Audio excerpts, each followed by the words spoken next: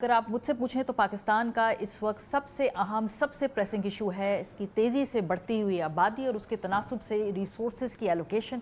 लेकिन इस हवाले से मेन स्ट्रीम के ऊपर बात कम होती है। हम अपने प्रोग्राम में बार बार इस हवाले से आवाज़ उठाते रहते हैं।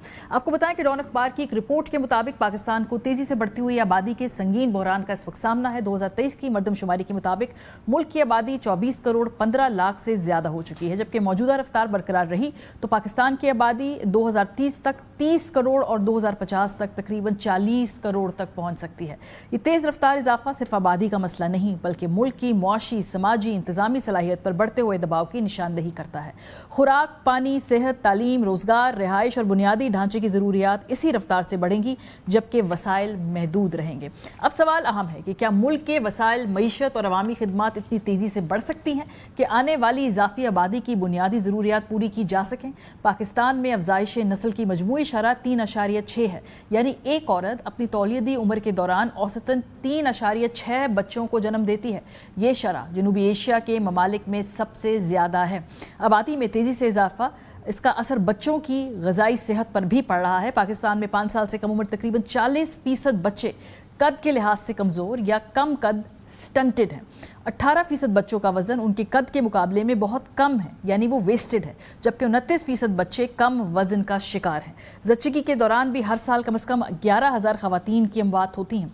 दस्तयाब एदाद शुमार के मुताबिक अगर माने हमल तरीक़ों के इस्तेमाल की शरह मौजूदा 34% से बढ़ाकर 52% कर भी जाए तो तकरीबन 3,800 माओं की जानें बचाई जा सकती हैं। शीरख्वार बच्चों की सूरत हाल भी तशवीशनाक है। हर 1,000 जिंदा पैदा होने वाले बच्चों में से 62 बच्चे अपनी पहली सालगिरह से पहले इंतकाल कर जाते हैं। इस शरह के मुताबिक हर साल तकरीबन 1,40,000 शीरख्वार बच्चे अपनी पहली सालगिरह तक नहीं पहुंच पाते। रिपोर्ट के मुताबिक माने हमल तरीकों के इस्तेमाल की शरह 34% से बढ़ा के 52% करने से इनमें सबसे बड़ी तादाद की जानें बचाई जा सकती हैं। पाकिस्तान में बुलंद शरह पैदाइश सिर्फ आबादी में इजाफे का मसला नहीं बल्कि बच्चों की ग़िज़ाई कमी, ज़च्चगी की अमवात और शीरख्वार बच्चों की अमवात से भी बराह रास्त जुड़ी हुई हैं।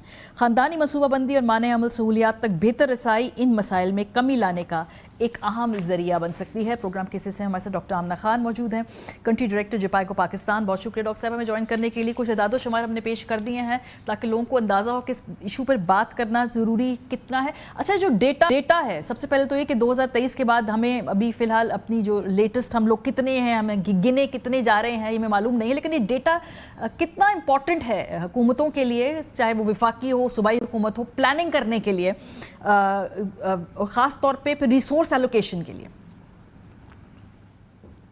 Thank you Maria.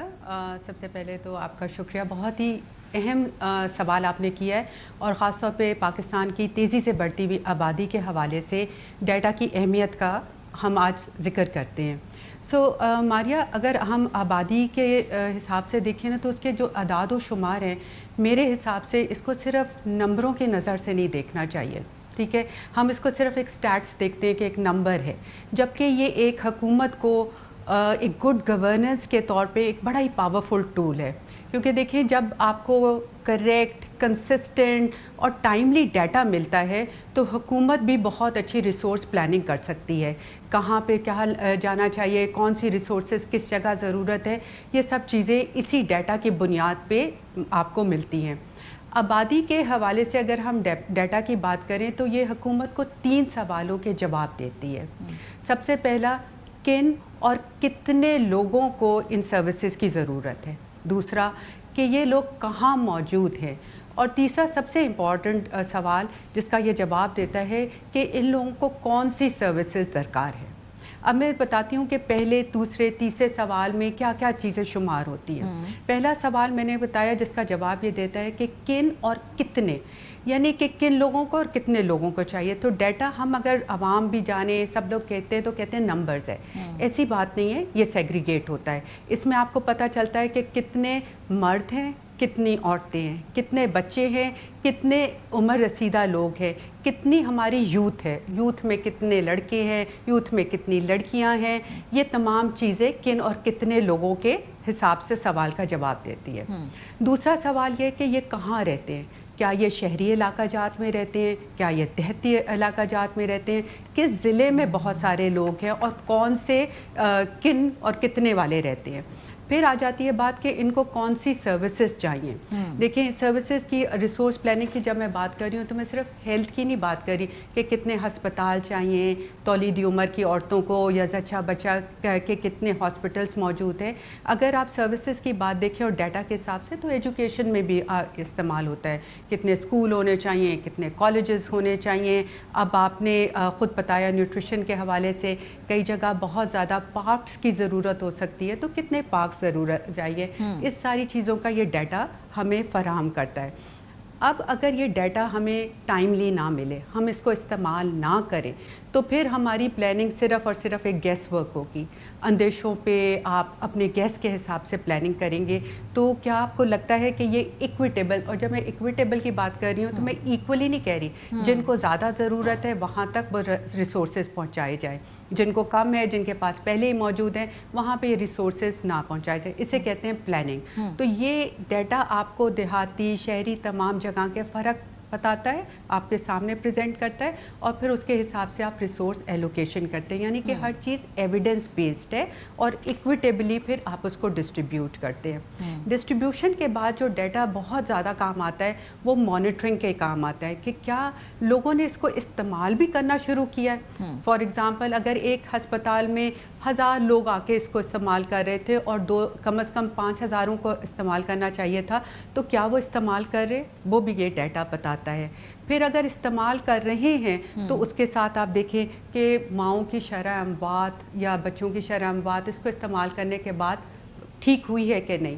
یہی ڈیٹا اگر ہم آپ نے آج شروع میں بات کی تو ہم زچہ بچہ یا بچوں کے حساب سے یا ریپروڈکٹیو ایج کے حوالے سے بھی اگر ہم دیکھیں تو پھر اسی ایج گروپ کا ہم دیکھتے ہیں کہ کون سی خواتین اس ریپروڈکٹیو ایج کی کس ضلع میں زیادہ ہے, کون سے ضلع میں بچے زیادہ پیدا ہو رہے ہیں, یا شرح اموات زیادہ ہے, چاہے وہ ماؤں کی ہیں چاہے وہ بچوں کی ہے. اور پھر اس کے حساب سے آپ ریسورس ایلوکیٹ کرتے ہیں, یعنی ہیلتھ کیئر فیسلٹی وہاں پہ پوری ہے کہ نہیں, وہاں پہ ٹرینڈ ہیلتھ کیئر پرووائڈرز عملہ موجود ہے کہ نہیں, میڈیسن ایکوپمنٹ ساری چیزیں موجود ہیں, اور اب لوگ اس کو استعمال کر کے وہاں پہ شرح اموات کم ہونا شروع کی. تو آپ دیکھیں یہ ریسورس پلاننگ کے لیے کتنے اچھے طریقے سے. لیکن جو ڈاکٹر صاحب آپ کہہ رہی ہیں کہ ریسورس پلاننگ کے حوالے سے آپ نے تو سمجھا دیا کہ بھئی کن کن ایریاز کے اندر یہ ڈیٹا اپلائی ہوتا ہے, لیکن تھوڑا سا اس ڈیٹا کے اوپر آ جاتے ہیں. ابھی تک جو ڈیٹا ہمارے پاس موجود ہے اس میں جو گیپس ہے ذرا ہمیں وہ بھی آئیڈینٹیفائی کر کے دیں. فار ایگزامپل کتنے لوگ ہیں جو کہ استعمال کرنا چاہتے ہیں کانٹرسیپٹیوز یا فیملی پلاننگ کی جو دیگر سروسز ہیں, وہاں کتنے لوگوں کے پاس ایکسس ہے, کدھر کدھر گیپس ہیں, اور اس ڈیٹا کی مدد سے اس گیپ کو پھر برج کیسے کر رہے ہیں. بالکل, بہت آپ کا بہت اہم سوال ہے. دیکھیں تقریباً 17% لوگوں کا ان میٹ نیڈ ہے, یعنی کہ اتنے لوگوں کو 100 میں سے اتنے لوگوں کو فیملی پلاننگ کی کانٹرسیپٹیوز کی پروڈکٹس یا کاؤنسلنگ کی ضرورت ہے. تو جیسے میں نے آپ کو بتایا, آپ کو اندازہ ہوگا کہ جہاں پہ بھی ایکسیس زیادہ ہے, شہری علاقہ جات میں ایکسیس بہت بہتر ہے, دیہاتی علاقہ جات میں کم ہوتی ہے, اور وہاں پہ سمجھانا, کاؤنسل کرنا, انفارمیشن پرووائڈ کرنا بہت زیادہ ضروری ہوتا ہے.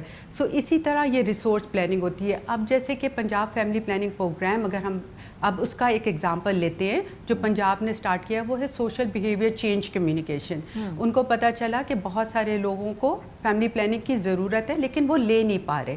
تو اس جو سوشل بیہیویئر چینج کمیونیکیشن ہے, یہ پورا ایک سائنس ہے. اس میں یہ آپ جا کے ہر ایک سے پتہ کرتے ہیں کہ آپ کو کیا بیریئر ہے, کیا گیپس ایسے ہیں جس کی وجہ سے آپ اس کو استعمال نہیں کر پا رہے. کیا وہ ایکسیس کے بیریئر ہے, کیا وہ کلچر کے بیریئر ہے, یا دماغ میں کوئی سٹگما ایسوسیٹڈ ہے. وہ جب آپ ڈیٹا کلیکٹ کرتے ہیں تو اس کے حساب سے پھر آپ انٹرونشنز پلان کرتے ہیں, جو پنجاب فیملی پلاننگ پروگرام کر رہا ہے. انٹرونشنز بنتے ہیں, پھر میسیجز کانٹیکچولائزڈ اسی لیول پر آ کر ان کے جو بیریئرز ہیں, ان کے دماغ میں جو خدشات ہیں, ان کے حساب سے آپ میسیجز بناتے ہیں, اور پھر اس کے بعد ان کو انٹرونشنز کو آپ لکھتے ہیں. اور پھر انٹرونشنز کو ماریا صرف امپلیمنٹ نہیں کیا جاتا, ان کو مانیٹر کیا جاتا ہے. جیسے میں نے آپ کو پہلے کہا کہ کیا واقعی کوئی چینج آیا ہے, اگر نہیں ہے تو پھر امپروومنٹ کی کوئی ضرورت ہے, اور پھر اس امپروومنٹ کے کو ڈھونڈا جاتا ہے اور اس کے بعد اس کو ریموو کیا جاتا ہے. صحیح، بہت شکریہ. ہمارے ساتھ country director Jhpiego Pakistan doctor Amna Khan صاحبہ موجود تھی کہ کس طرح سے حکومتی ڈیٹا استعمال کیا جاتا ہے اس بات کو آئیڈینٹیفائی کرنے کے لیے کہ کس آبادی کے اندر کس طرح افزائش نسل ہے، وہاں پہ کس طرح سورسز کو ایلوکیٹ کرنا ہے. اس کے علاوہ آبادی کی جو ان میٹ نیڈز ہیں ان گیپس کو کیسے فل کرنا ہے، اس حوالے سے وہ ہمیں آگاہ کر رہی تھی.